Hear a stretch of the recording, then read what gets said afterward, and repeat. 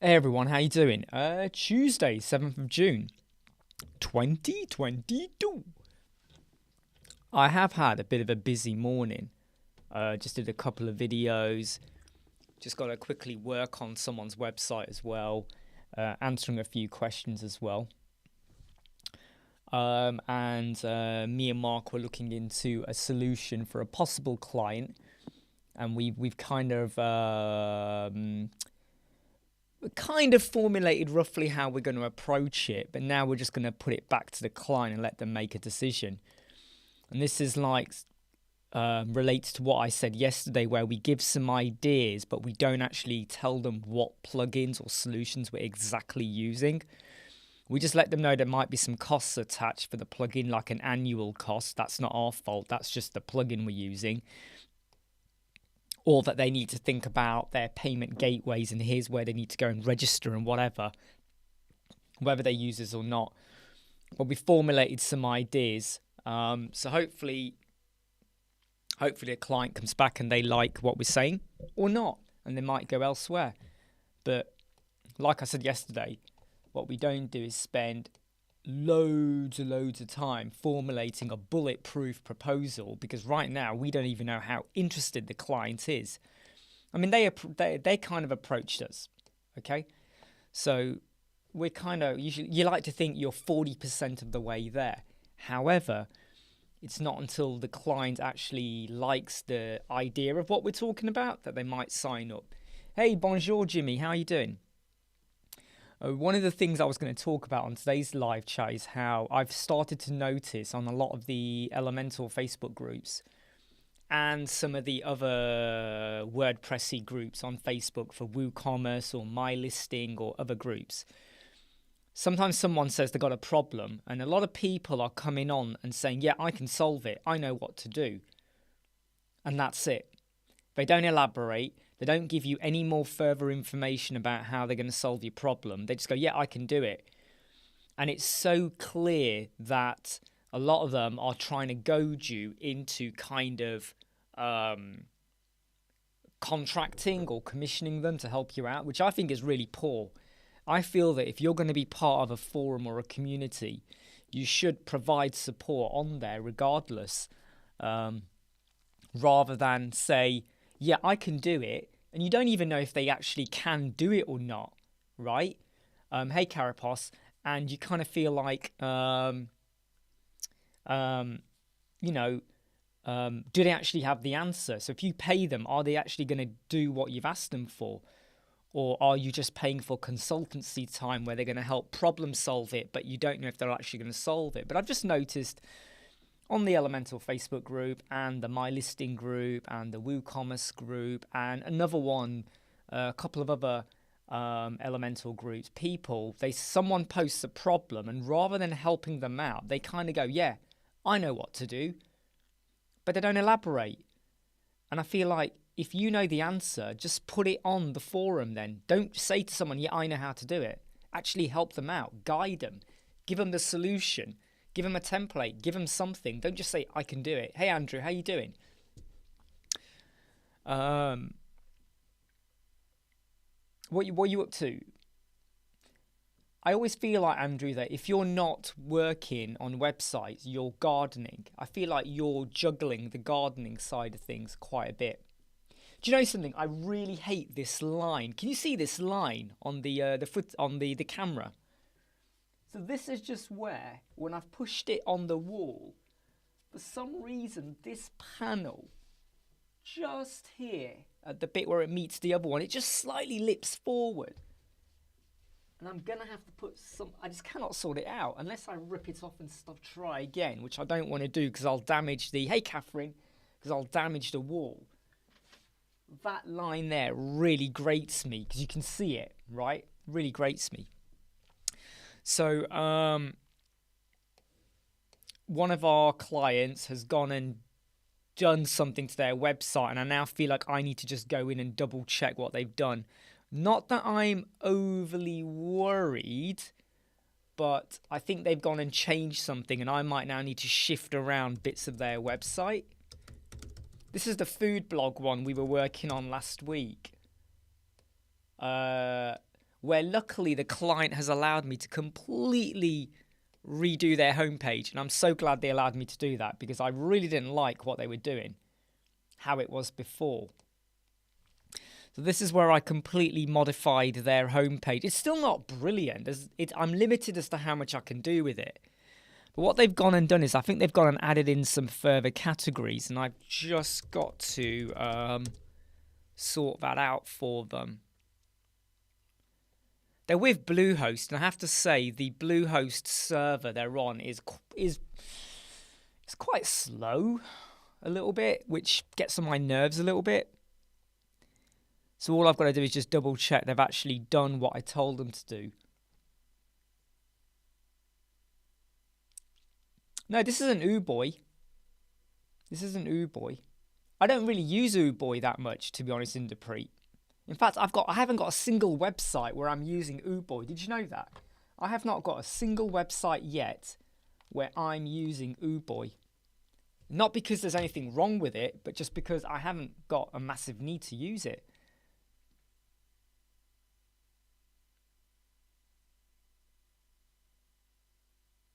Yeah, I mean,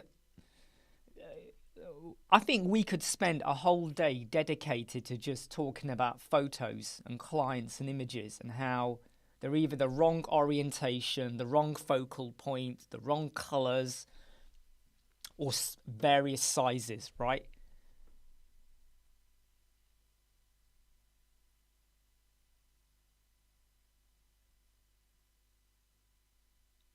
Yeah, very good point, Catherine, actually. Try and solve their own problem. Right, let me just check that this client has done what I asked them to do. So Asian food, and the other food they added was wasn't Indian, it was Mexican. There we go. Right, they've added in their image. Yes. And what about Mexican? They've added in their image. So remember, this is the website where we were. Do you remember when we had so much fun looking at the pages for the website? Luckily now he's gone and started adding his own in, so now he has full control over that. However, just got to, because he's got 2 new categories. I said to him, look, let me do that for you, because if you get it wrong, you're gonna get it wrong, right? And I just said, right, just let me sort it out for you. Let's just, whoopsie daisy. Just duplicate that. Change the structure of this to be 50, 25, 25, like that. And change this one to be Asian. It's dead easy to modify this, you know. It's pretty simple. But you just got to make sure they don't get it wrong. Asian. Where's the Asian food? Come on, there we go. Good-chink. Asian food done.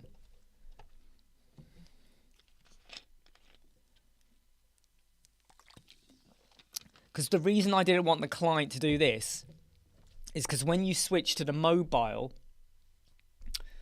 I want to make sure they don't completely, I don't want to say screw it up, but I don't want them to, in effect, really get it wrong. So we've got Italian, luckily here, Mexican comes after this one, doesn't it? So let's duplicate that. Let's change that to say Mexican, like that. Change this to say Mexican. Change this to also say Mexican. Because the link I'm changing here, that link actually takes you to the map page for that specific one. Layout, style. Let's change this to say Mexican. Where's the Mexican food? Ooh, he hasn't got Mexican. Why has he not got Mexican? So what's he called it? What's he gone and called it? I don't know what he's called it. What's he called it? I don't know what he's gone and called it. Yeah, so Catherine, what I'm going to say, is so here's my issue with season 4 of Stranger Things. No spoilers. there's too many tangents.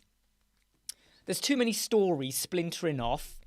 I felt the focus of, without going into spoilers, but 11 going through the testing again. I felt that was like, I didn't really feel like we needed to go down that. Again, I felt like it was splintering off too much.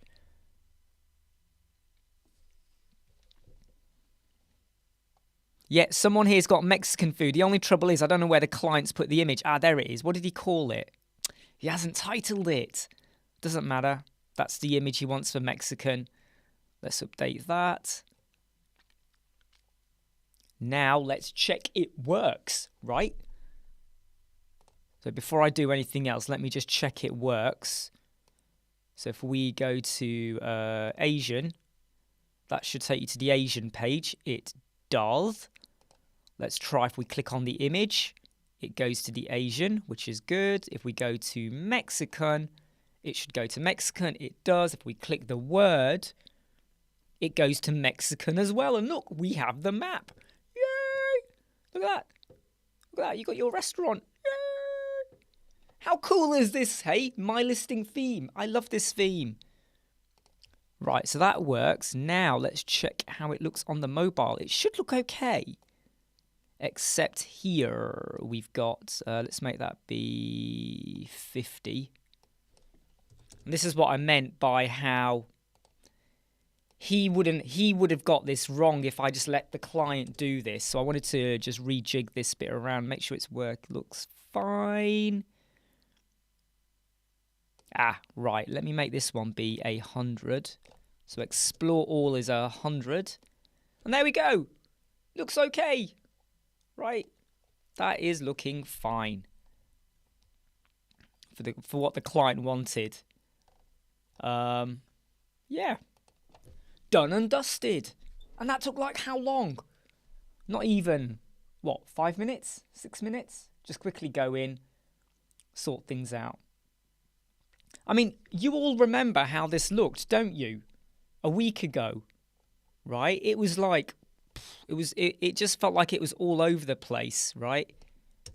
I wasn't feeling it. I really wasn't feeling this website, and I'm glad the client actually agreed to these changes. Look, find restaurants. So look, you can see, look, he's already started, because he's based in South Carolina. He's already started putting on his restaurants. McDonald's, he hasn't put an image on there yet. I've got to speak to him about his images. But like if you go to, say, click 11, click 9, click 5, you can start to zoom in. What have we got here? There's 4 restaurants over there, right? Like, Burger King, whatever. Or you could just do a search for your food type here. So let's go with barbecue.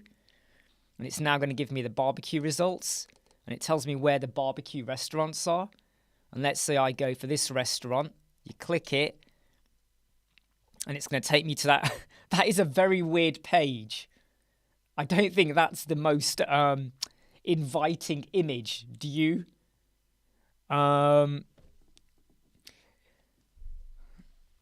Yes, Andrew. Yeah.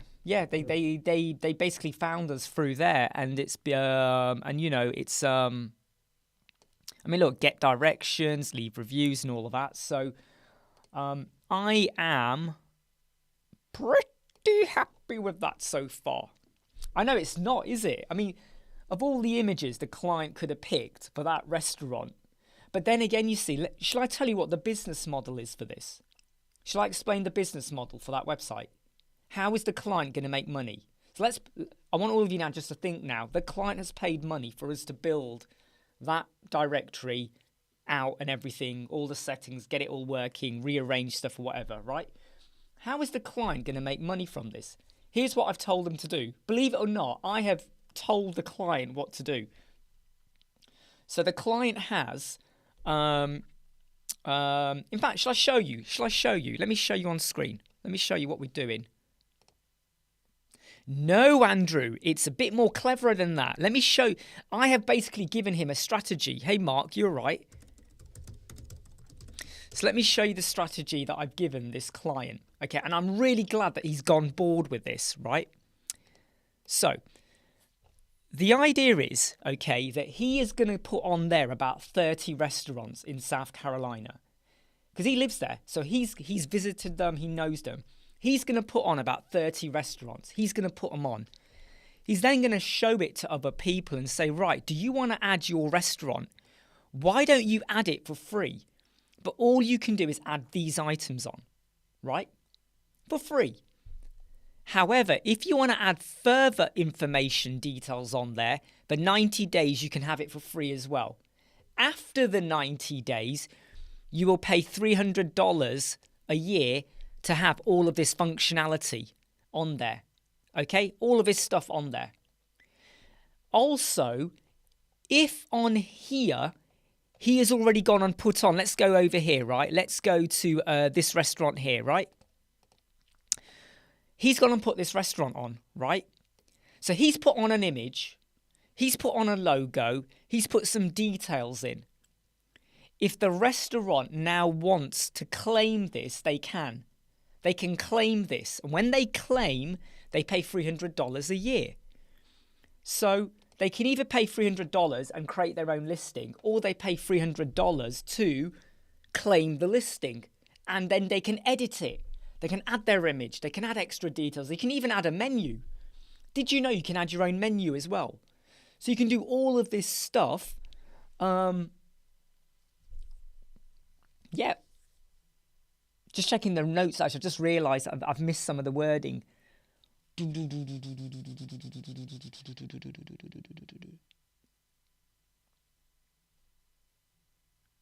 Hey, George. Yeah, so basically, they are going to get all the restaurants they can, put them on for free, but basic details, basic images, and then the restaurant, if they want to have ownership over their listing and put extra details, social media links, website links, loads of other stuff, they can even have a gallery on there of images. They pay for that. And as soon as I explained that to him, he was like this, whoa, because he was thinking about the advertising route as well. However, yeah, sure, Jimmy, do it. Contact me. But I said to him, how are you going to get adverts and all of that? How are you going to drum up interest? Hey, Paul. So luckily, he's bought into the model where he's already started putting restaurants on. He's planning to get about 30. Let them know. And if they want to have ownership over their,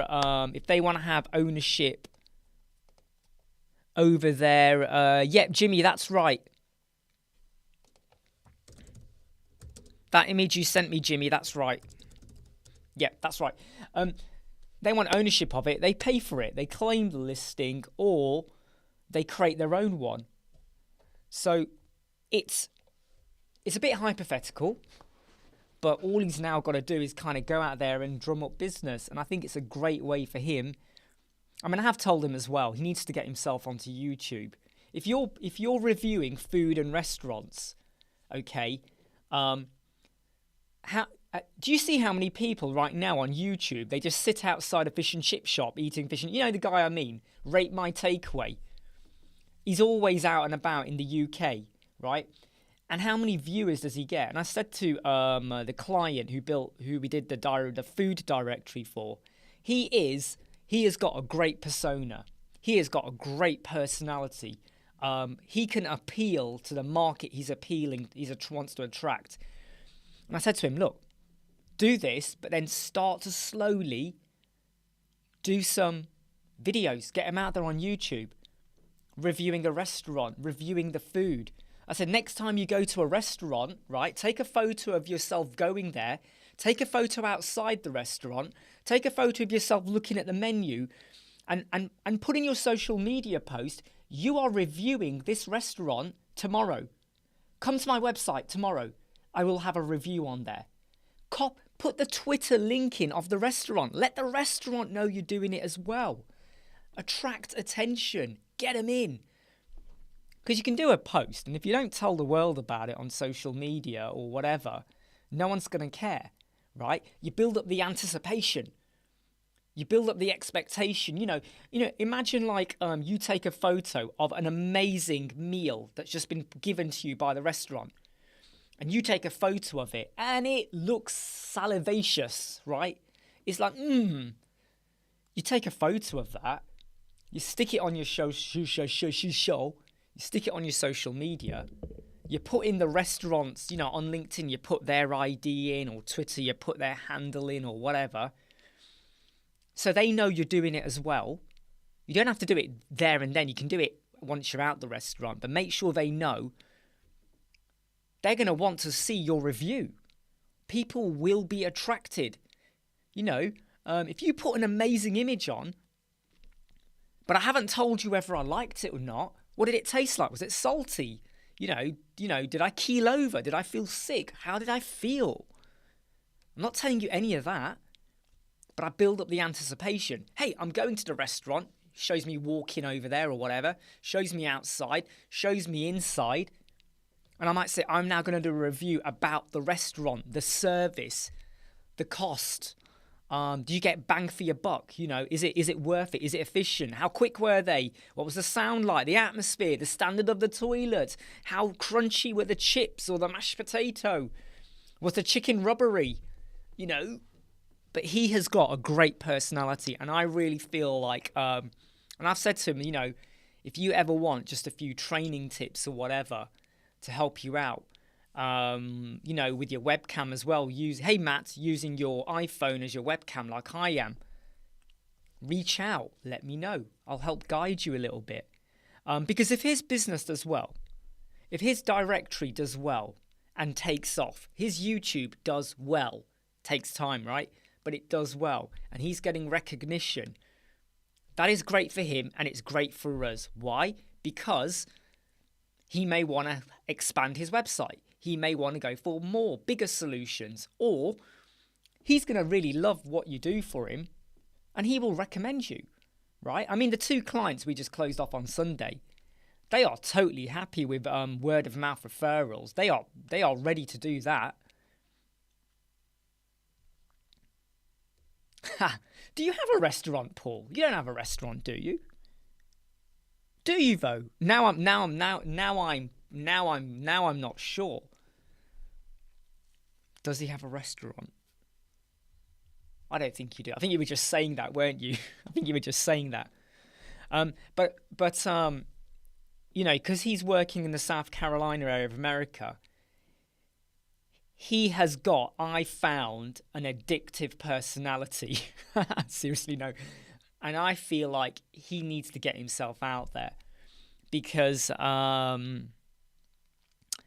aren't many, if in fact any, doing South Carolina food and restaurant reviews. And I think he's onto something there if he can get himself out there.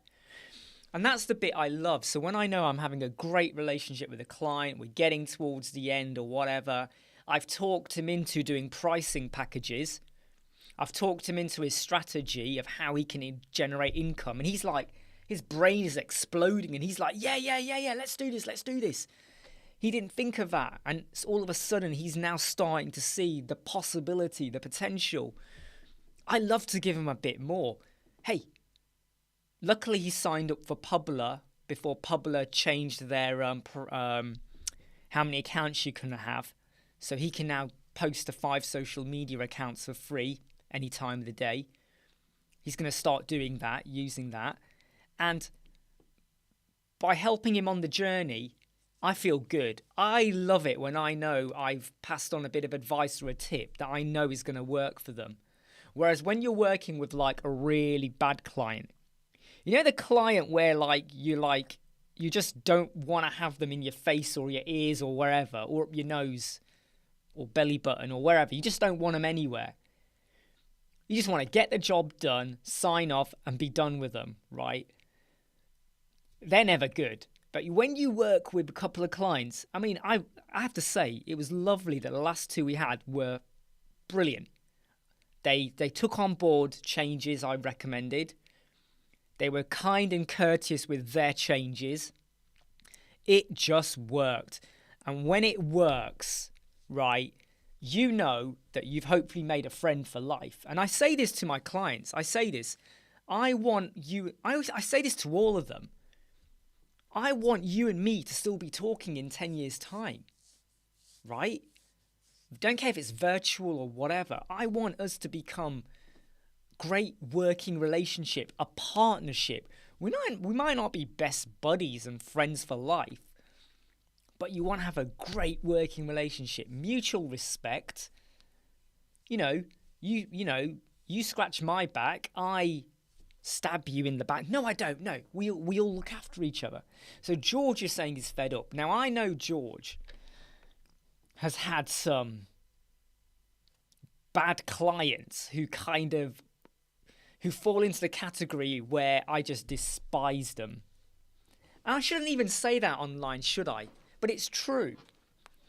And it's a bit like, sometimes you're in a shop and you can see someone giving a shopping assistant like the third degree, right?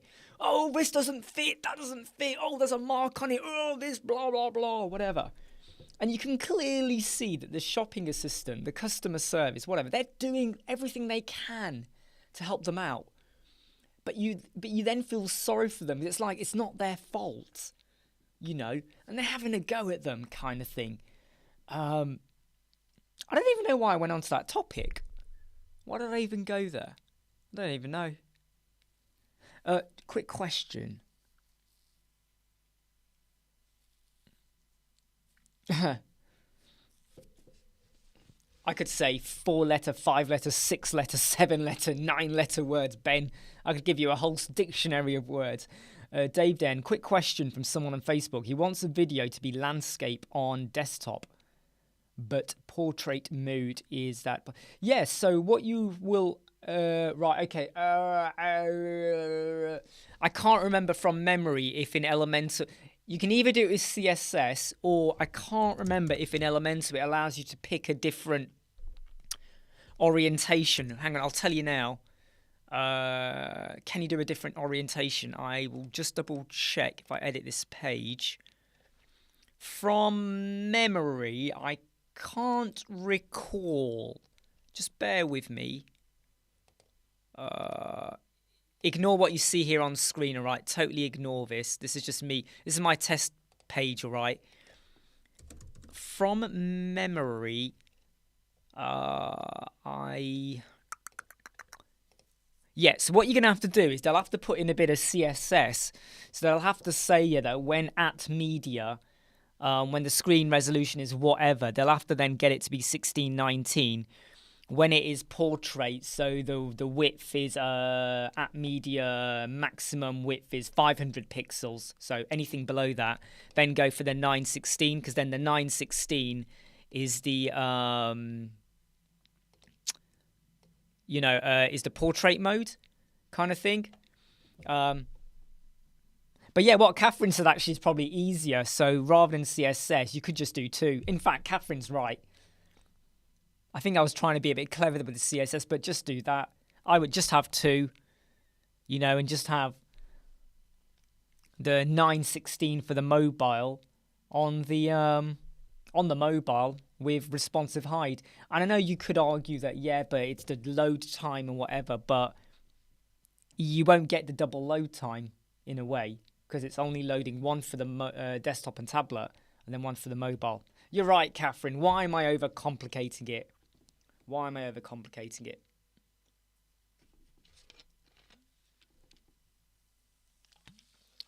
Sometimes it depends with what else they've also got on that. Is it a video that's part of a hero banner with text on there as well?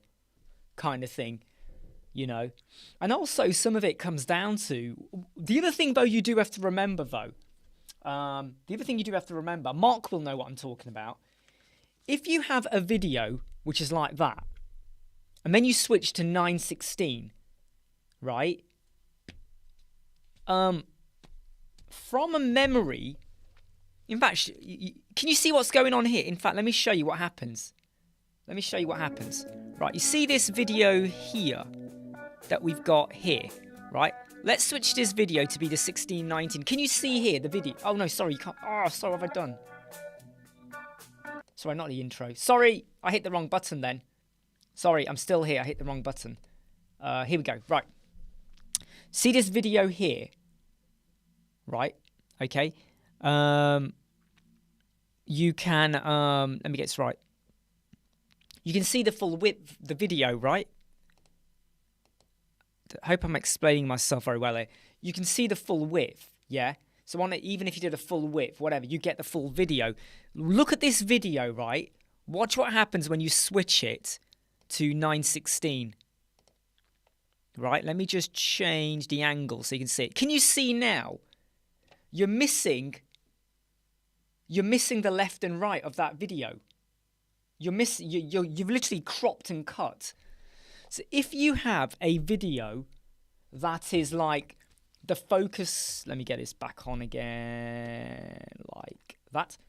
If the focus of the video is horizontal and there's and the middle is important, this is important, and that is important, the minute you go to portrait, you've lost my arms, you've lost my hands, right? Yeah, exactly what Catherine is saying. Got to make sure that the focus point of that is on the center, the focal point, because you are going to lose this unless you have a letterbox, which just looks awful when you have videos like that with the letterbox approach. So Andrew is playing with a section background image and overlay with text. Right, so Andrew has got a section background image, yep. Overlay with text in the hero section, 2 columns. One for text with background color and reduce image. Oh, what's this? One for text with background color and reduce image size for right-hand column. I'm not sure I'm getting that, Andrew, unless I'm reading it wrong. Unless I'm reading that wrong.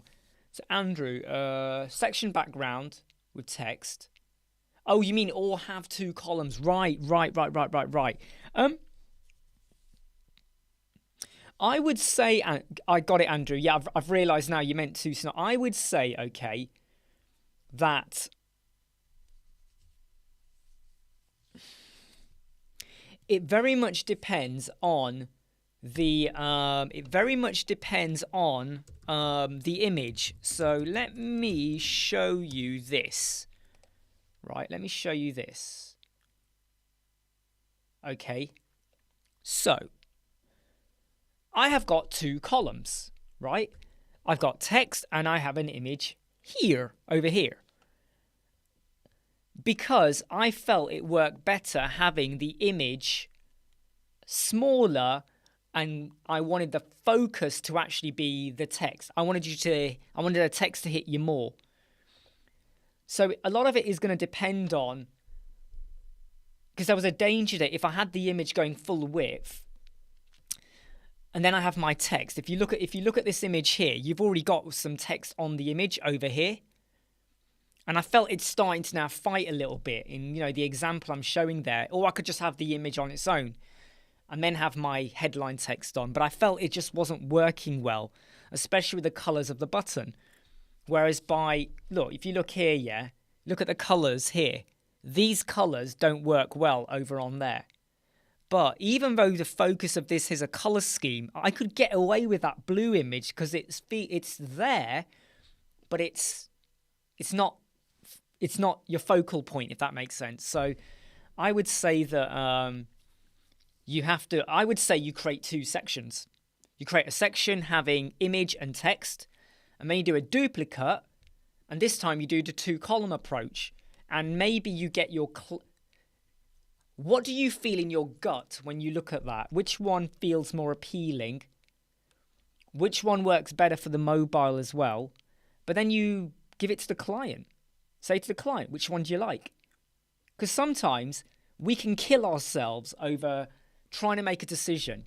And you can follow all of the good practice about spacing and colors and fonts and all of that. Make sure it's briefs and not too tight or cramped. We can follow all of that. But your client might come back and go, I don't like it, right? So you got to kind of, I would say that try both. You've obviously got an idea for it. I would say try both.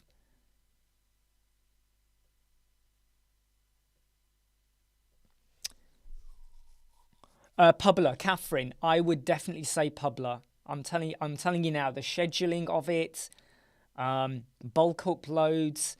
I mean, Publer now only allows 3 social media accounts. So maybe you did Facebook, Twitter, LinkedIn, or Instagram or something. You have to pay now to get more than 3. Luckily, I've still got the 5 version. However, Publer is really, really, really good, right? Unlimited scheduling. Unlimited. It's really good. I just wish they'd kept it as 5 social media accounts and not decreased it to 3, because that's what made them better than Buffer and Hootsuite and a few others. There are other stuff out there, but they say something like you're only allowed to schedule 20 posts a month. Now, if you're okay with 20 posts a month scheduled, fine, do it. Because you can do as many as you want on the go, on the fly. But I was like, if you want to schedule a load, right, Publer's really good. Social Bee. Do you know what, Paul? I heard of that and I haven't tried it yet. Do you want to share why you liked Social Bee? Hang on, we're not talking about a dating app, are we? We don't do dating apps here. We're talking about social media. I'm joking, I know what you're talking about. Right, let's try Social Bee.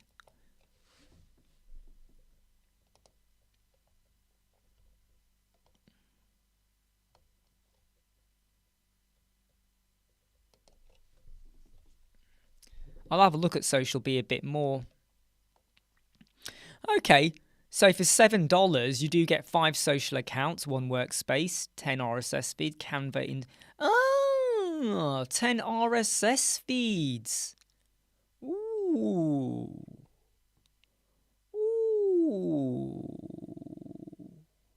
Ha, swiped right. Now then, the RSS feed bit has got me a little bit, No, I'm okay. Hey, Zanti, no, you've not missed anything. Just having a rant, as I do.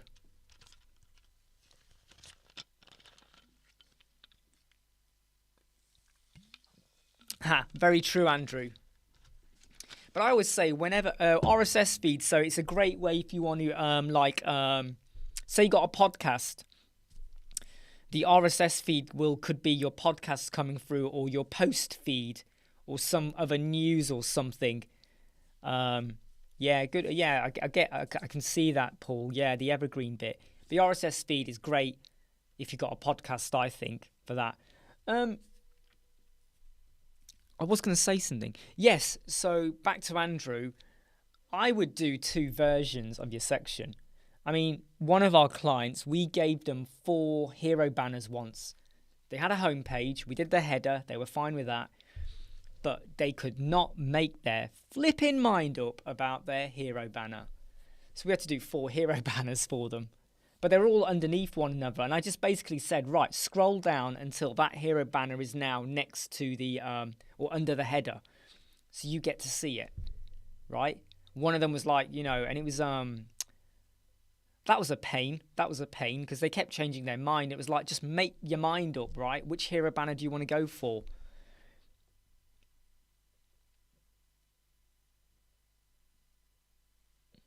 I'll have a deeper look into that one, Paul. Thanks for the tip on there. Be social. Or Social Bee, sorry.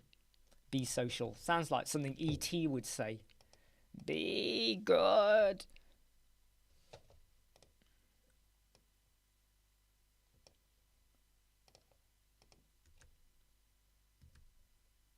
So,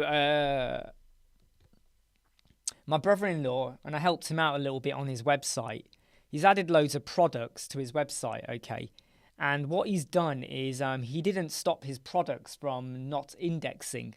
And now he's got loads of his products appearing on Google, which isn't a bad thing. However, he doesn't want them to appear on Google. So I basically said, well, stop indexing them then. When you create your product, scroll down and switch off the not index bit. No, sorry. Switch on the not index bit. But so I just want to mention, though, something I said right at the start of the feed, and I want to just come back to it. I've started noticing on the Elementor Facebook group, the My Listing group, the WooCommerce group, and a few others. Sometimes someone posts a problem and they need some help or support. How do I do this? How do I do that? I don't know how to do it. And people are replying with, I can do that. I know what to do. I've done it before. I've got the solution. And that's it. They don't give any other indication over what to do or how to do it. And you kind of go, you know what they're doing, right? They're doing it because they want the person with the problem to then contact them directly. And maybe that person will get commissioned to solve it. And I don't like that. I always feel like, in any group, if you're part of a forum, you should be open to supporting and helping out. And I prefer it when they do that. And believe me, loads of forums are really good. But I have noticed in like the My Listing one, the WooCommerce one, the Elementor Facebook group one as well. There's one person on the My Listing Facebook group. I'm not going to mention his name. He is on there every day. And every day he says, yeah, I know what to do. And he never elaborates. And you kind of go, just tell them. Because A, you prove you can do it. B, you're going to stop other people asking the same question in the future because they might search for that question. And C, I don't even know if you can solve it because all you've said is, yeah, I can do it. Where's your evidence? Where's your proof? There's no link. There's no nothing. Yeah, do you know what? I mean, so what Paul said there is very true. What's the number for a local takeaway? There is something, though, there is a little bit of laziness that does creep in as well. So a few times when I was building the directory websites, I came across a few problems and they were troubling me. I was like, how do I fix that? Rather than ask the question, I went into the Facebook My Listing group and I just did a search. I did a search and guess what?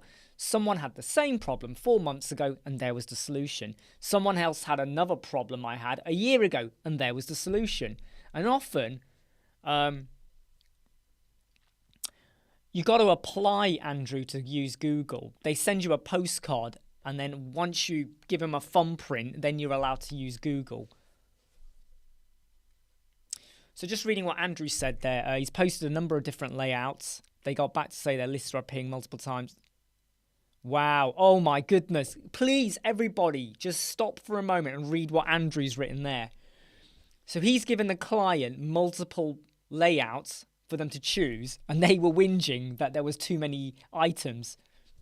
Like, sometimes I've had to be a little bit clear. So sometimes what I do is I have a section with a header to say option 1, and then I do it. And then I put another header in below to go option 2, and then I put it in. So it might be you just put in headers. Do you know what, Paul? It's do you know how many times when people put on stuff like the live version of my website does not match my edit version, and it's always the same answer, isn't it? Purge your site, purge your server, regenerate your CSS. Worst case scenario, use the WP Optimize plugin. It's free. Download it. Do the database cleanup. Once it's done, remove it. Job done. Aha, George is selling IQ to people. Right, I'm going to be back in 2 minutes, everyone. Okay, I'll be back in 2 minutes.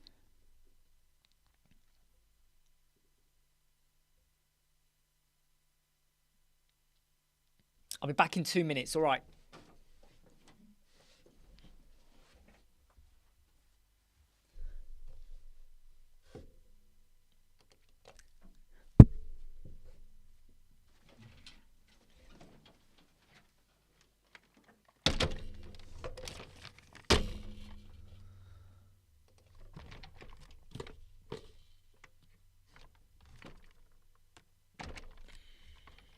Two minutes. Hey, Pickstar, I'll be back in 2 minutes.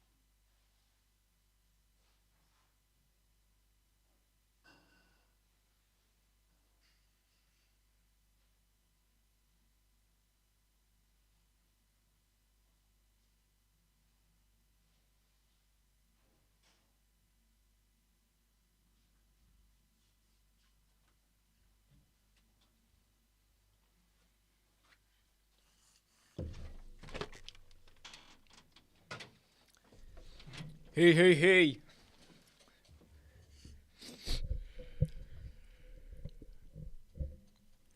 I had to just go and get some, well, mini lube break as well, but boop, boop, boop. Peanuts.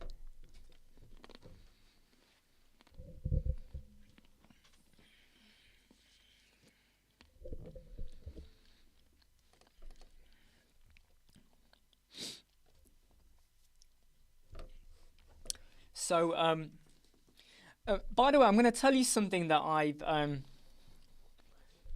going to tell you something I'm doing, which has kind of worked. So, for those of you that follow me on social media, you will have noticed that I've been taking my son to an indoor play park called Rascal Ranch, which is about 2 miles away from us. It's not, yeah, roughly 2 miles. It's not that far at all. And it's a really good indoor play park. We've been there 4 times in the last 3 weeks. My son loves it. I noticed that their website was built with Elementor, right? And their website actually is a little bit poor. It's been built with Elementor. I don't know who's built it, but responsively, it's not great. And there's a few areas where easy fixes, right? So I've basically said to them, I will work on your website for free. I'll spend a day on it for free. And you know what? They've jumped to, they are keen to that, for that to happen. Why have I done that? Here's why. Number one, I want to support the local client. And number two, it can open doors to word of mouth. Why? Because they've already won some awards this year. National awards. So because they're winning national awards, if you can do something to help them out, they might be able to help you out as well. So well, let's see how that goes. Just see what Inderpreet says.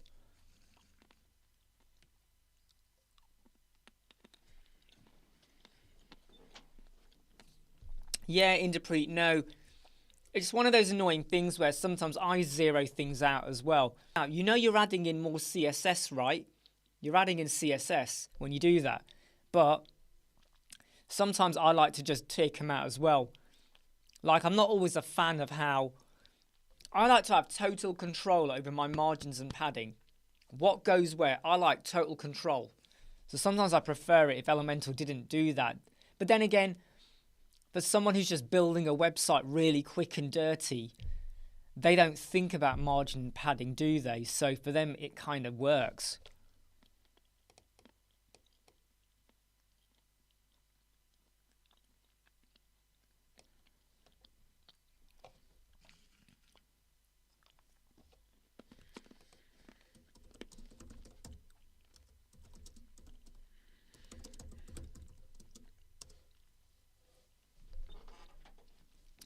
Yeah, it's basically like what Catherine was looking at yesterday. Again, the same logic. I would prefer it if the elements, you know, the container gap, the elements gap, all of that was just set to 0, and then you decide how much it's going to be. I don't like it where I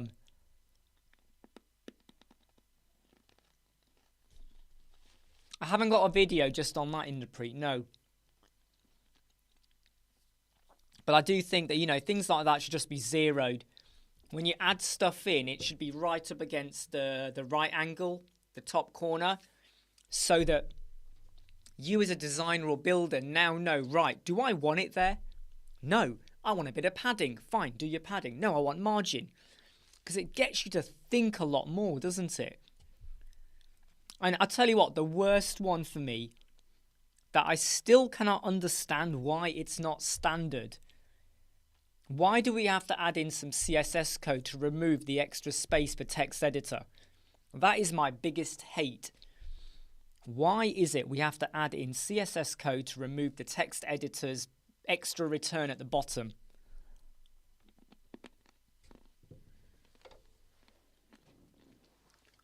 basically what Pixar said, that's what it is. You're going to have loads of people that don't understand margin and padding. So when they add things on, it nicely puts in a little bit of padding around it, a bit of insulation. So I get why they do it. Pixar's absolutely right. It's to be foolproof. But what Elementor needs, right, is, you know, in the settings for Elementor, where we have the settings for like global colors, you know, all of that. There should be a setting there, maybe even in experiments, where you can say toggle default settings. I don't know, something like that. So when you deactivate it, everything is zeroed out. Because if they did that, if everything was zeroed out, it would save you. You know what I hate is when you drop something in, and then I have to go into the padding and margin and zero out because I don't want it there or whatever. That's what they should do. You know, as an experiment, activate or deactivate, because it then means that when you load up a new website, I go back through the settings just to double check everything's all right, right? So it's not going to kill us, is it, to have a setting there? Just like you decide, are you going to have form submissions, yes or no? Are you going to activate some of the experiments like the DOM and accessibility, yes or no? That's what it should be. So for container gap, element gap, widget gap, all the gap, padding, margin, you either zero it out or it should be set as activated automatically for the foolproof side, but if you want, you go in and you turn it off, and that would make so much more sense. Yeah, Catherine, beginner mode, expert mode, yeah.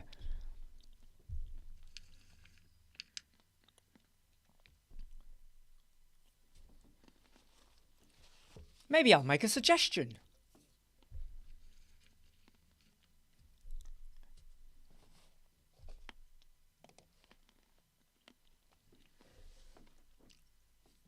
Exactly, Pixar. Yep, see you later, Mark.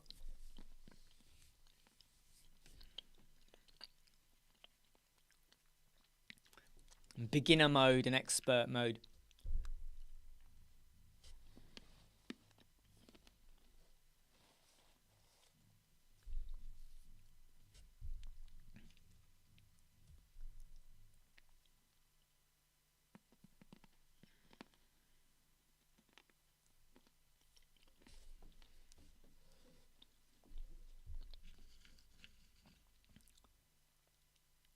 Yeah, I mean,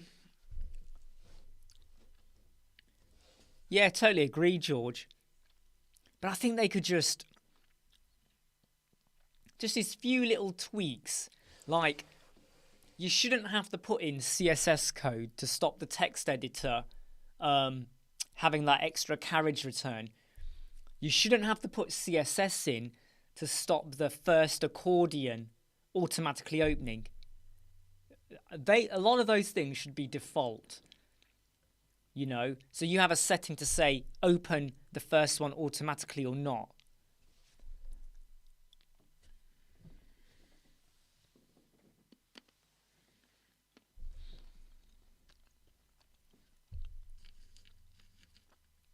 Is that what you have in Divi then? 52 pixel section, top and bottom. Is that how it works then?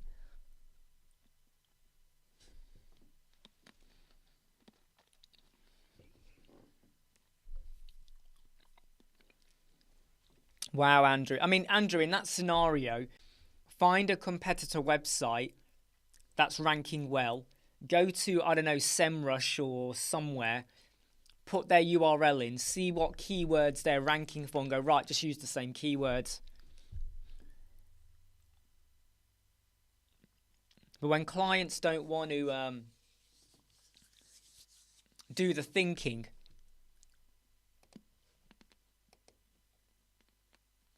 I lose hope.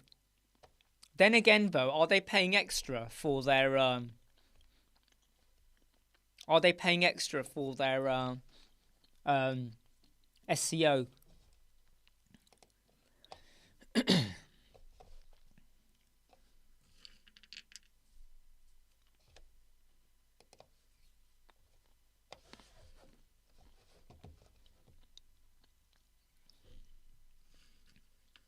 I just found a photo of my old recording studio.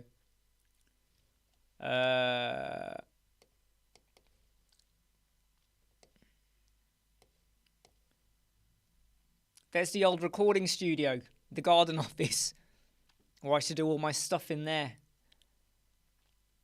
I had a small little table, you know, rubbish camera. The camera was rubbish. The microphone was rubbish. I had my Pepsi Max can over there. Look, there's my Pepsi Max. Soundboard, rubbish camera. It wasn't the greatest setup like that. That was the old setup, basically a year ago. This is about a year ago now we're going.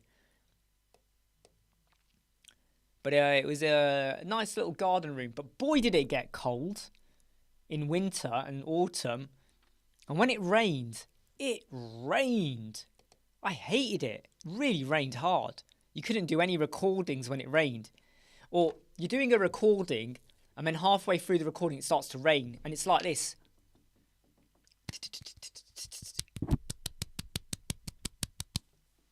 Can't record.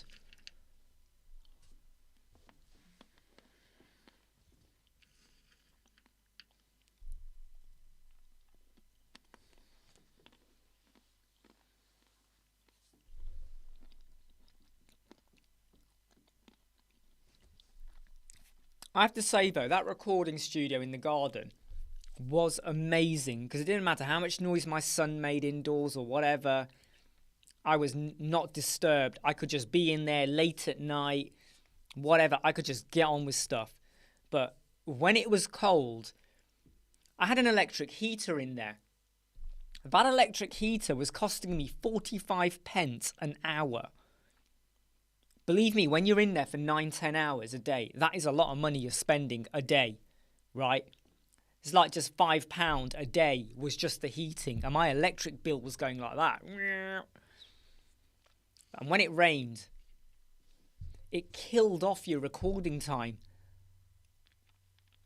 Even when you had a client call, you're talking to a client, and all you can hear is the rain. Patter, patter, patter, patter.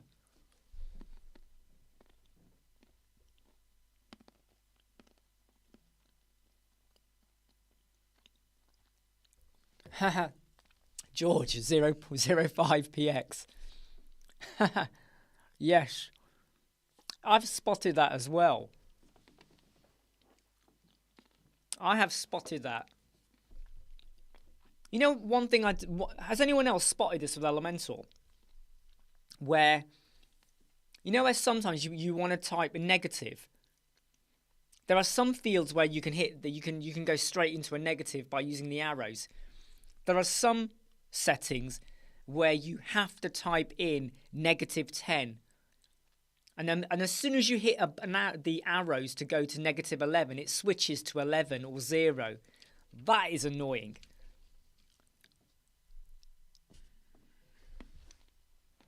I think, Dave, they're saving on the HTML to give you the dot, the decimal. So they're saving on the HTML. I don't know.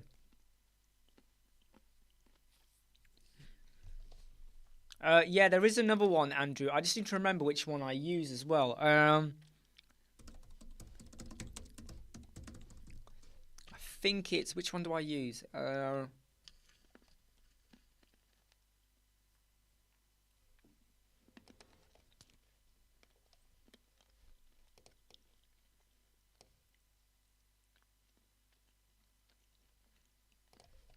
Here. Hold on, is this one still working? Let me just test it. I think this one might have switched to be a paid one. Let me just double check.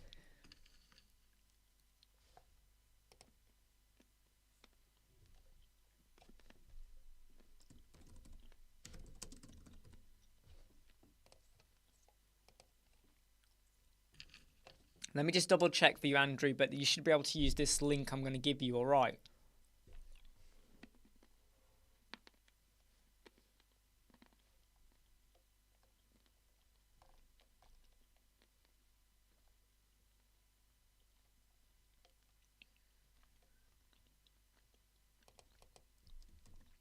This isn't the greatest one, Andrew, but try that one. But also, you might want to see this link as well, all right?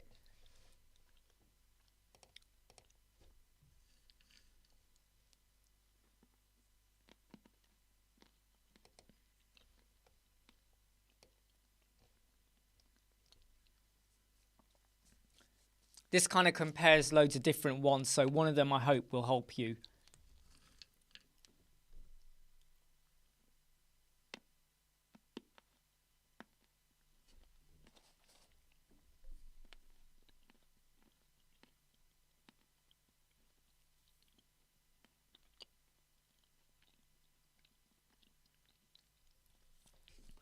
I mean, yeah, totally.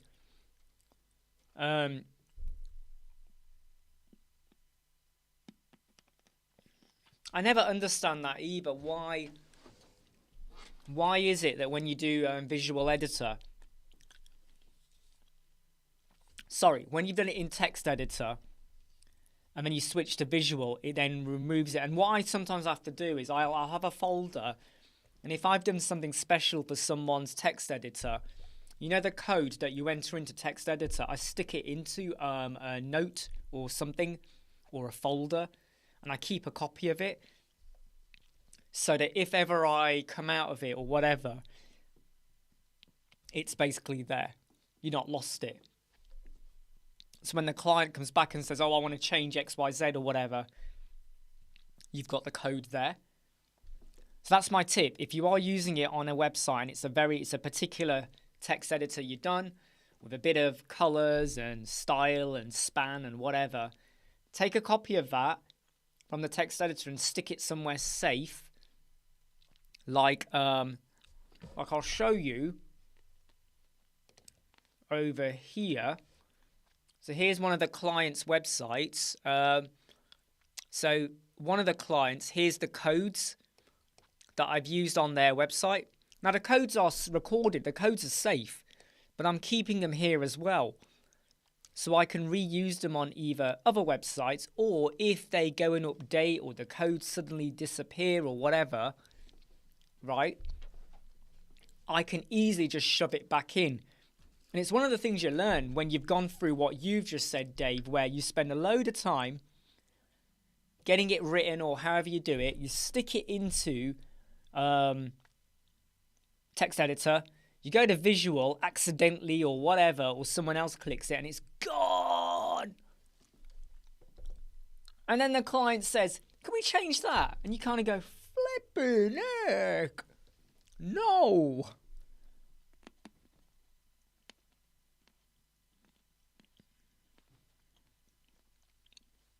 So my tip is keep a copy.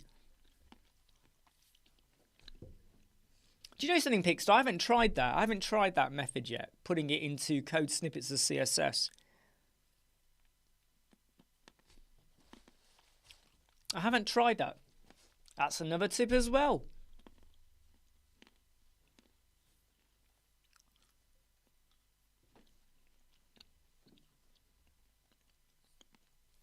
Yeah, with Apple it's called text editor. I think it's called text editor or something. Yeah.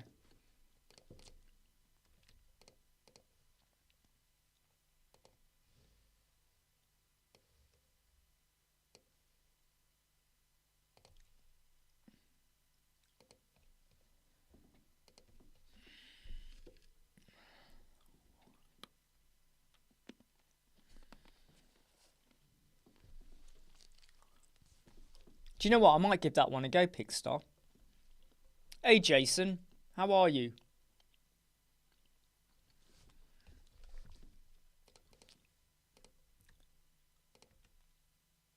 Oh, I think I just deleted the message.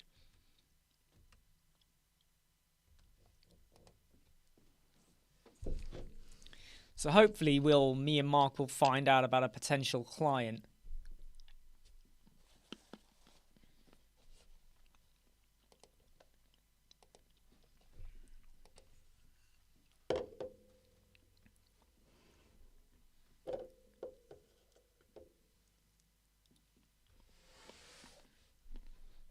Is anyone having a bad week so far?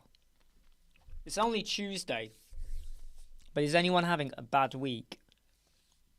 I want us all to be optimistic and have a really good week, but is anyone having the kind of week where they feel a bit like you just want the week to be over? Is anyone having a bad week? Don't be shy.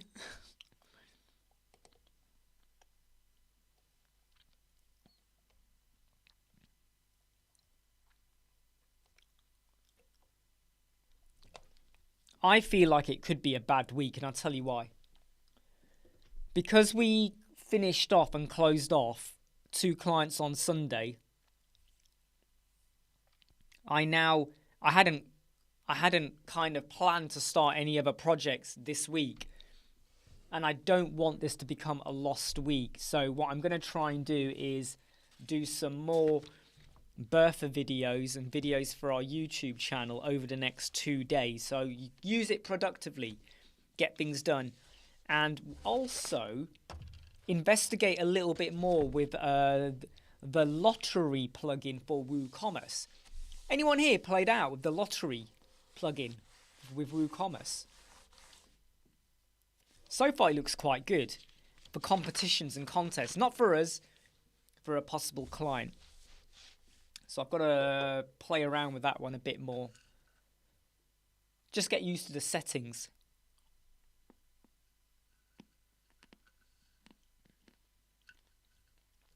So Jimmy, when you say this week is a challenge, what kind of stuff you got on?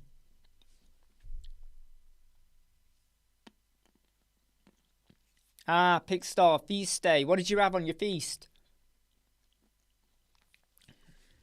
Bertha is good, Andrew. Trust me. It can take a sentence and give you a chapter. You can take a sentence and you can create a chapter.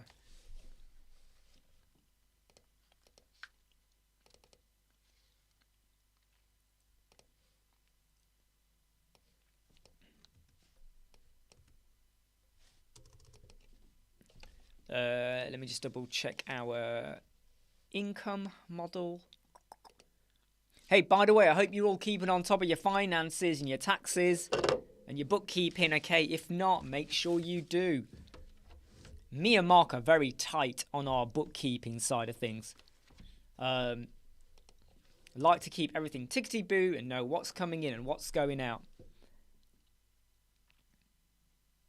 Oh yeah, Jason. The reason why they've probably not fixed it is both of them were at WordCamp since the 1st of June. So they've been away.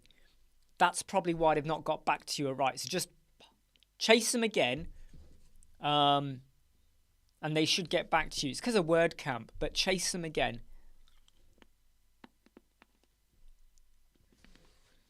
Ah, sorry, Pentecost, yes.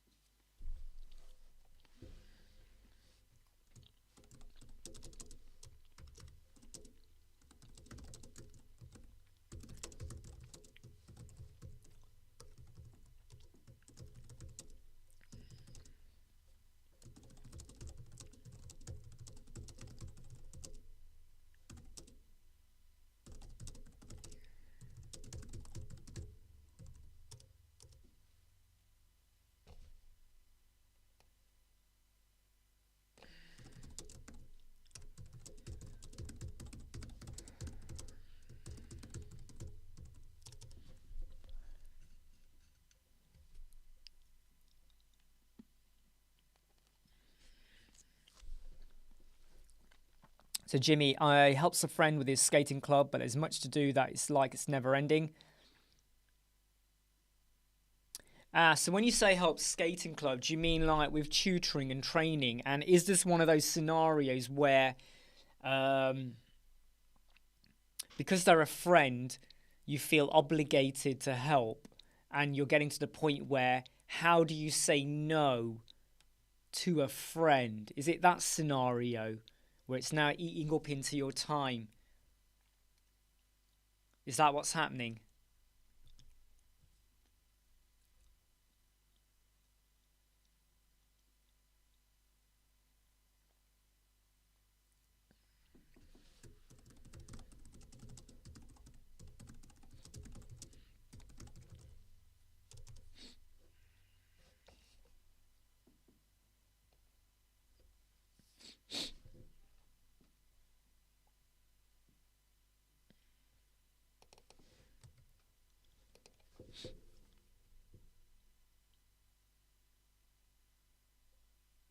Yeah, I mean, I wish. I mean, you know, when you say you created your studio, Paul, where is your studio? Is it so? Are you in like a garden office or in another room or another area? Where is your garden office?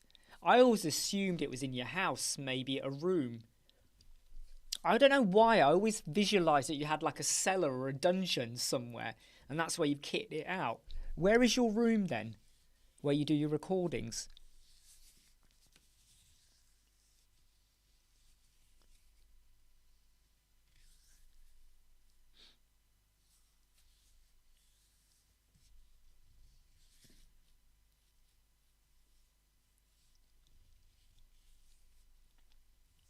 I think this is one of those difficult ones, Jimmy, where you often have to say like,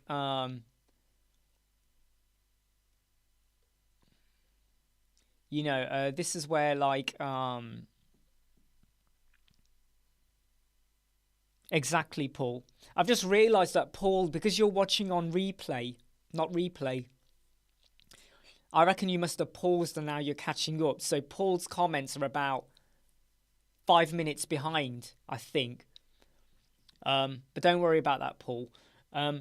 Is that so Jimmy, what I would say, yeah, is that this is where you have to almost clarify that you've got too much else on and you've got other paying clients, and you now have to kind of just, I don't know, redistribute what you're doing. So I helped out my brother-in-law with a website, and now sometimes he sends me a WhatsApp message at 10 o'clock at night, which really gets on my nerves. Why 10 o'clock at night? Oh, what about this? What about this? What about that? And I'm getting to the point where I am kind of saying to him that I have paying clients, I have other things on. I did it to help you out. But when you say to me you want a video, when you want a video explaining how to do your keywords,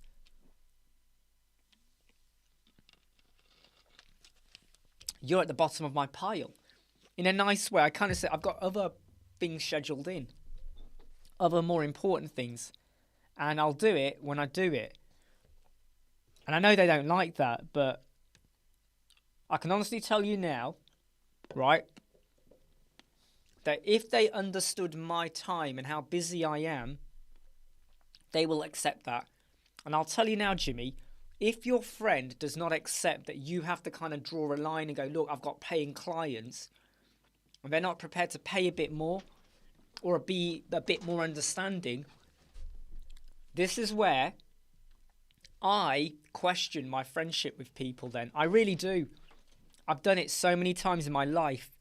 When I had some friends that kind of were not taking advantage, but they were kind of taking advantage of my goodwill, of how I like to do things, I start questioning that friendship and I look at it and go, what do they get out of it? And what do I get out of it? And if the scales are tipped in their favour, right, they get more out of it, I kind of go, I distance myself away from them. And I have lost so many friends doing that. I really have. It ain't nice. Believe me, right? Let me just brighten this light here. Believe me, it is not nice. But I feel better for it. I feel better for it. And even now, my wife has said to me, remember, this is my brother-in-law. So he's married to my wife's sister. She's now even said to me, I wish you'd never helped him. Because once, right, he called me up. It was on a Saturday, about 2 weeks ago. He called me up. And she was in the room, and I put it on speaker. And he would not stop talking. And then he takes a deep breath. So I go, right, I will now reply and respond to him. Nope. He goes into another. And he talks like he knows more. He knew jack shit, basically. He knew nothing. You know, I mentioned it 2 weeks ago. So he was trying to say that on a web page, he wants the reviews at the top. I went like, why do you want the reviews? He wants the reviews and the product below the reviews. And I said to him, no one cares about your reviews unless they like your product. No one is going to care about that. If they think, oh, you got good stuff, then they now want to know, can they trust you? George, we have got so much commonalities, my friend. We have got loads. Yeah, Jimmy, get that list done and then walk away.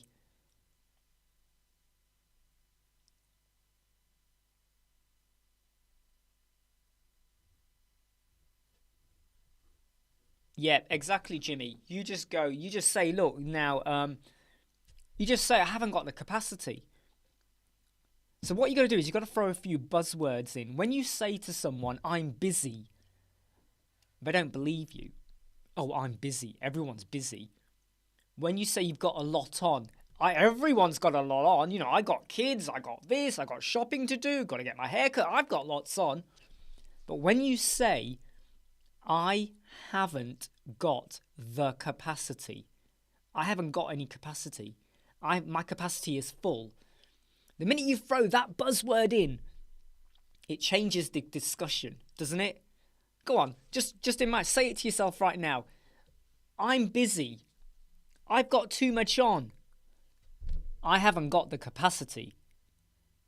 The conversation shifts gears, I think, doesn't it? Imagine right now, right, you're speaking to your friend or your family and you want to get something done and they say to you, I'm busy, I've got too much on. You almost go, meh, you shrug it off, right? I ain't got capacity. You kind of go, ooh, sorry, you're properly busy. And you think, well, that's what I'm too busy means. But no, you got to change the wording. You know? So the language we use can be a powerful thing. It's amazing though, isn't it? And that also cuts into when I speak to clients.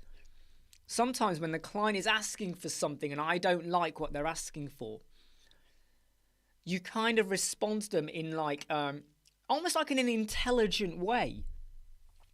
So you're not ridicule them. You don't use long words just for this. I hate it when people use words like, oh, don't be so facetious. I hate that.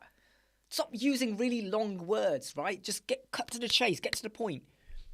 But there are ways you can say, you know, this, you know, when you explain to someone this is complicated, this is not going to help them out. This is going to affect performance.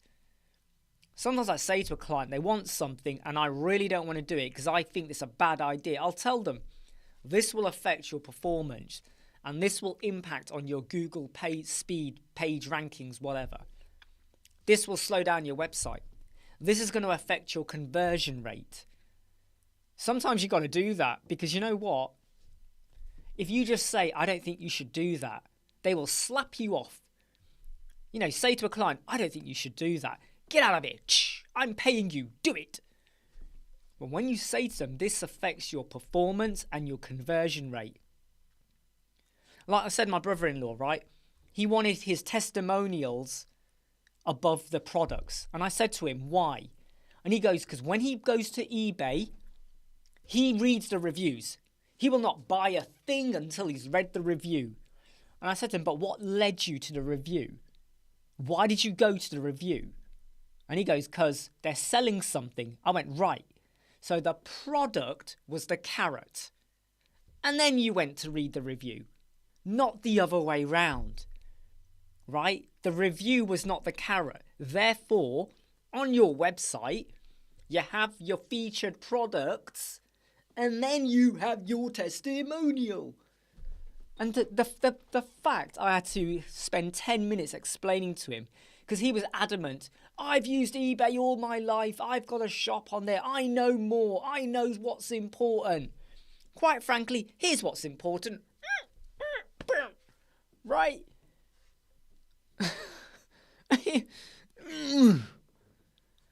eBay reviews, what led you there? The product, right? So the product is important, right? It's a bit like, you know, when you have like a portfolio or a website, you're going to get across the problem, how you're solving it, what you're good at, what your services are. Then you might have your testimonial. Because by that point, if they've got down to that, they're a little bit more invested in you, right?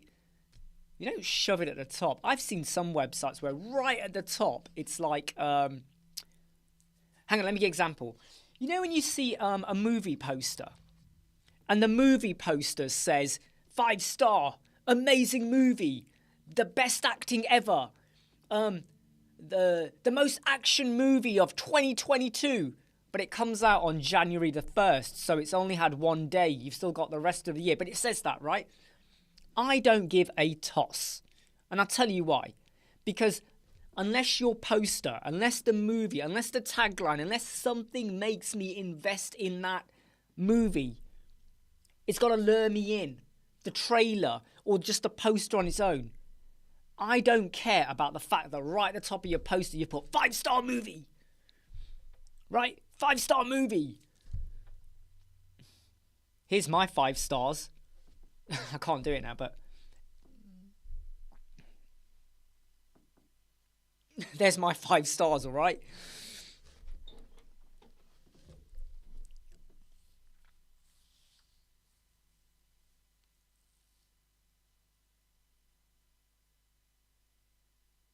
I just read what George said. So he says he's ain't got capacity, and they said, well, we will be paying you more, so you won't even need to freelance. What? I really hate it when people... The thing is, though, Cosmin, yeah, I don't actually do much family gatherings.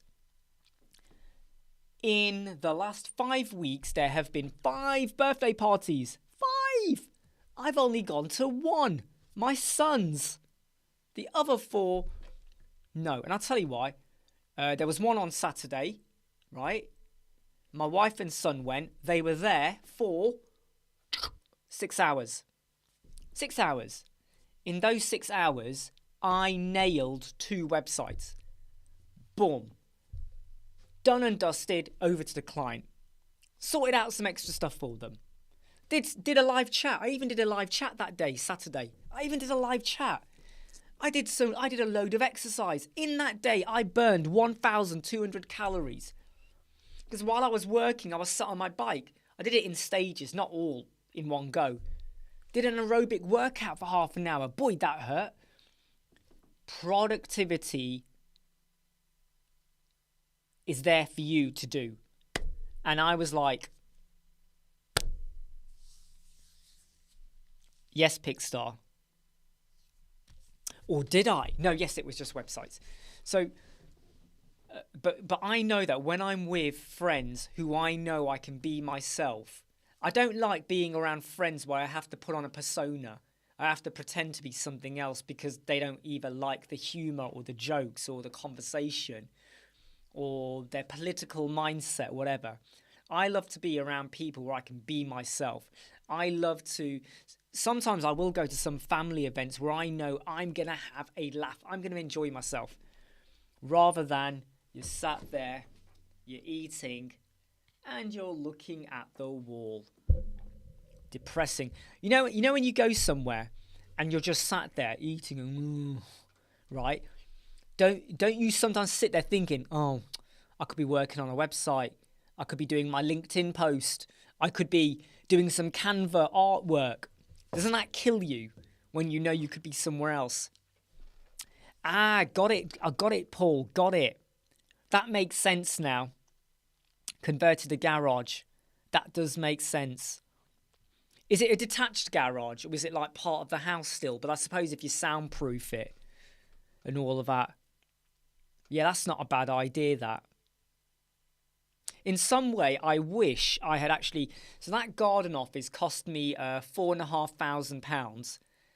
It's got electricity, lights, all of that, power, cables, all of that. So it's really cool. However, I now in hindsight wish I'd spent that same amount of money converting the garage. I wish I had done that now. Yeah, no. You jump, George, okay? I know you've got loads of stuff on.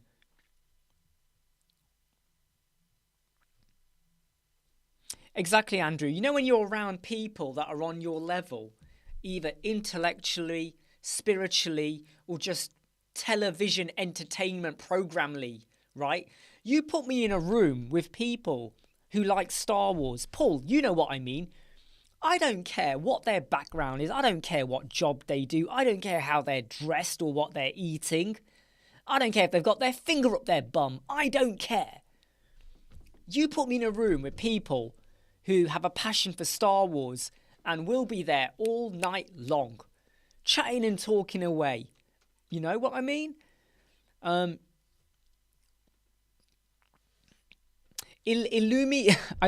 can never pronounce this one. Illuminazioni. Yes, I mean, I've played around a lot with Flex containers. I'm still a little bit cautious over using it on a live website, just because I don't know what the future holds with. Will there be any major update or changes? So I'm a little bit, I don't want to say scared, but I'm just a bit cautious. Exactly, Catherine. Exactly. You know, and it's like, there isn't anyone else in my family I can sit and talk to about Stranger Things, Star Wars, Lord of the Rings, even Marvel, right? Like I have members of my family, and they're like, oh yeah, we don't watch Marvel films, we only watch the Avengers. And I'm like, so you didn't watch Miss Marvel? No, Captain Marvel, sorry. No, we didn't watch it. Okay, did you watch Doctor Strange? No. And I'm like, so you watched Avengers? It's like some of them haven't even watched Spider-Man No Way Home yet. And you kind of go, what the hell's wrong with you? What is wrong with you? Right? You know, I mean, we've got the new Miss Marvel show starting on Disney tomorrow, right? It's like I know someone who watched the Doctor Strange 2 but never watched WandaVision. And I said to them, I bet the whole thing about Wanda having kids flew over your head. And they were like, yeah, it didn't make sense. I went, yeah, because you're meant to watch WandaVision. Pixar. I need to block Pixar now. No, not really. Xanthi. Oh dear, Xanthi. This conversation is going from bad to worse, everyone. I just feel like I've just got to hide now. Yeah. Do you know what? My son, he absolutely loved WandaVision. And he was only 6 at the time. And he loved it. He really loved it.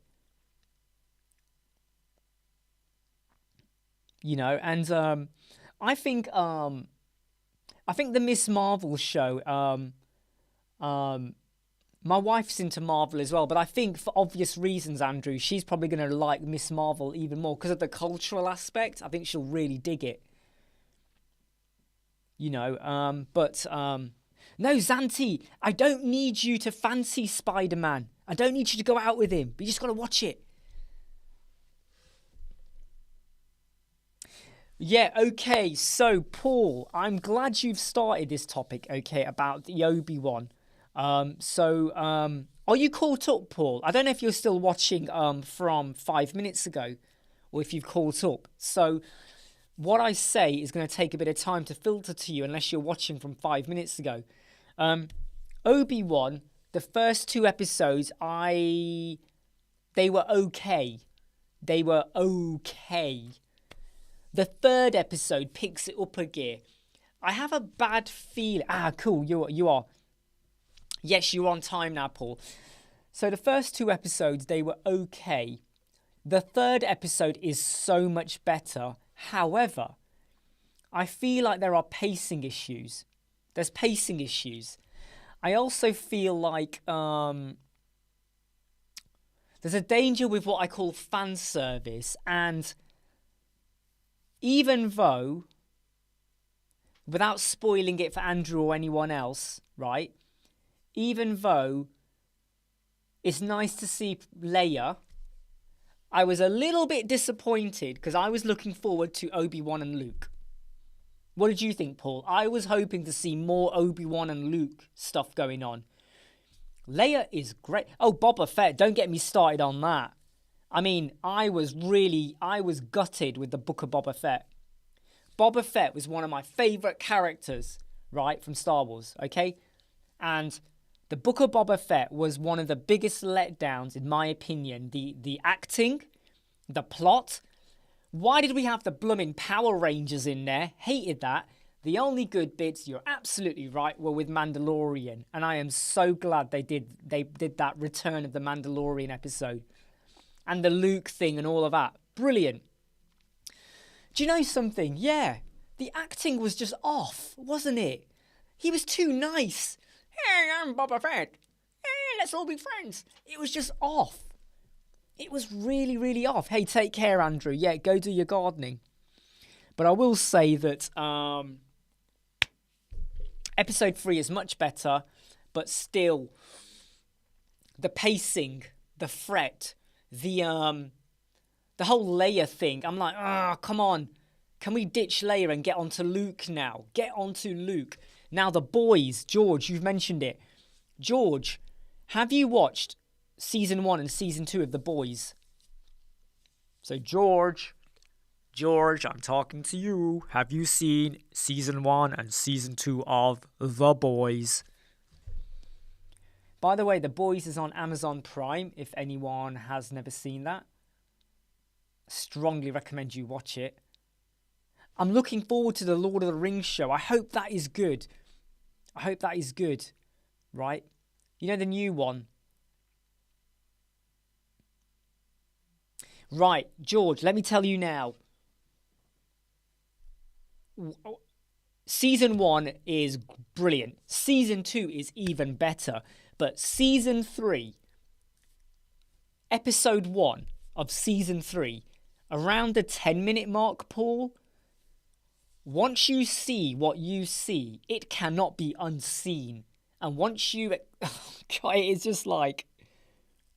And I'll tell you what, Paul, you think Episode 1 is mind-blowing. Wait till you get to Episode 2 and Episode 3. You know the first 3 episodes are out for boys. They released all 3 of them. Right? It's like brain explosion time, right? Brain explosion. More like ball explosion, right? I mean, I'm telling you, Paul, me and my wife were watching it, and I was like this. I was like, oh my God, no, don't do it. And she was like, it's like, no, don't do it. So I'll tell you how I do things. You know, I get up, take my son to school, do some work, jump onto the bike while working, do the live chat, working on stuff in the background, replying to messages and stuff like that. Stop the live chat, crack on with more work. And I like to get to the point where I spend evening time with my family. Then once my son is asleep, roughly 8 o'clock to 10 o'clock at night, might be a bit longer if I'm watching a movie. That is my TV time. Watch a movie, Netflix, whatever, Amazon Prime, Apple TV, whatever. And then usually round about 10 o'clock-ish, I'm back onto my computer, winding down. Because you know what it's like. If you're away from your machine, emails come in, messages come in. And I like to try and go to bed with as much cleared as possible. You take care, Zanti. You take care, all right. Great to have you as well. It was just... I don't think you could get a more freaky kind of warped... How they came up with that idea. Like, someone somewhere's gone, right, what should we come up with? What can we do to, like, really push the boat out? Aha! Let's go for this. It was just, it was mind-blowing. And anyone who's watches The Boys, it is so different. Gutsy, gritty, full of expletives. Don't watch it with your children because it's not appropriate for children, basically. It's like, For me, it's almost like the similar impact to how Game of Thrones had a very big impact on expletives, nudity, and all of that. It kind of, I don't want to say made it acceptable, but it made it almost work in the genre and the way they did it. With The Boys, it's just...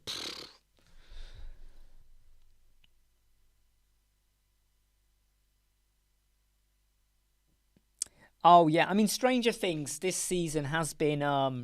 there's too many storylines, isn't there? That's the one thing that irritates me. There's too many storylines. I've also felt that some characters have been pushed to the edge. When I mean edge, I mean they're pushed to the periphery. Like, I feel like Mike and Will, they're very on the periphery, right? They're very on the periphery.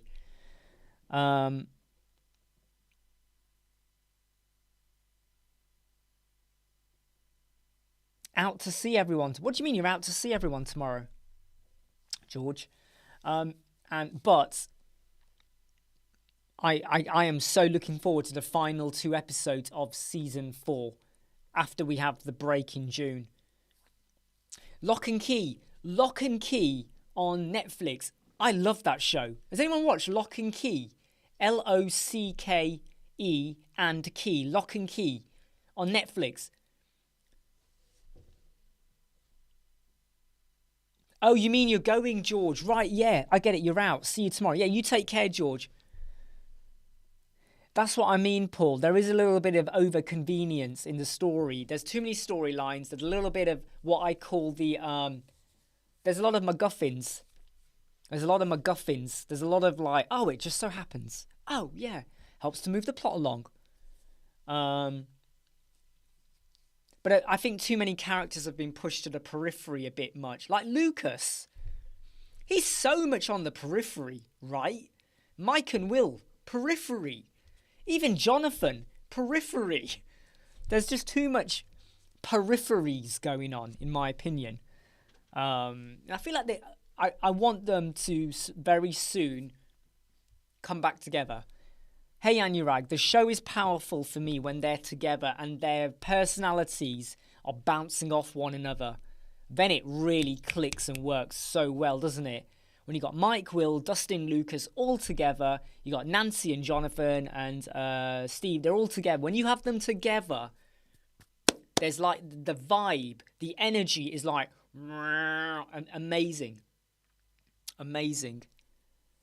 But yeah, Lock and Key is one of my shows I like as well. Now, Pixstar, you mentioned, I just seen in the comments, a new show by the people that made Dark. Can you double check the name of that? What's the name of that show? Because Dark, kaboom. What a show that was. I watched it after all 3 seasons were on, so I was able to binge from start to finish. Yeah, well, they are. Lucas is so underwritten right now at the minute. And I have to be honest, like Eddie, the leader of Hellfire, he's okay. He's pivotal to the plot. He's okay. But I honestly couldn't give 2 shits what happens to him. Just like the leader of the basketball team. Meh. 1899. Ah, yes. I saw on Netflix, I saw 1899. I didn't go to it. Let me make a note of that. Look at that. 1899. I'm going to go look at I will now look it up. Thank you, Pixstar. Okay, look, everyone. We have been live for 1 hour 43.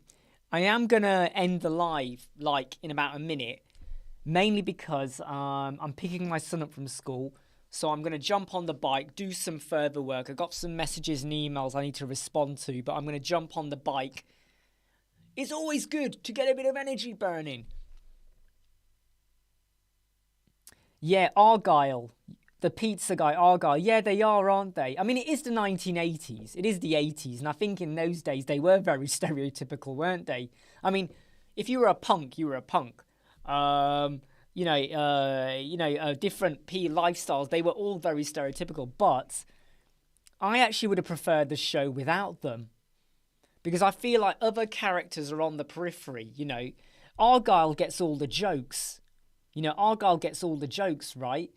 And I feel like Will and Mike are missing out on loads of those jokes, don't you think? You know, I just feel like it's... But I'm looking forward to the final 2 episodes. The final episode of season 4, which comes out in July, is 2.5 hours long, Paul. 2.5 hours long. You know? Right. Okay, everyone. I am going to, like, cut you all loose. Thank you, everyone, for being here. And I know, you know, there was a bit of talk about Elementor. I worked on a website. We did some stuff. And I know we've deviated onto TV programs and stuff like that. But thank you for sticking along. Remember to like the video. If you've not hit like, I will find you. Hit like, okay? Don't forget to hit like.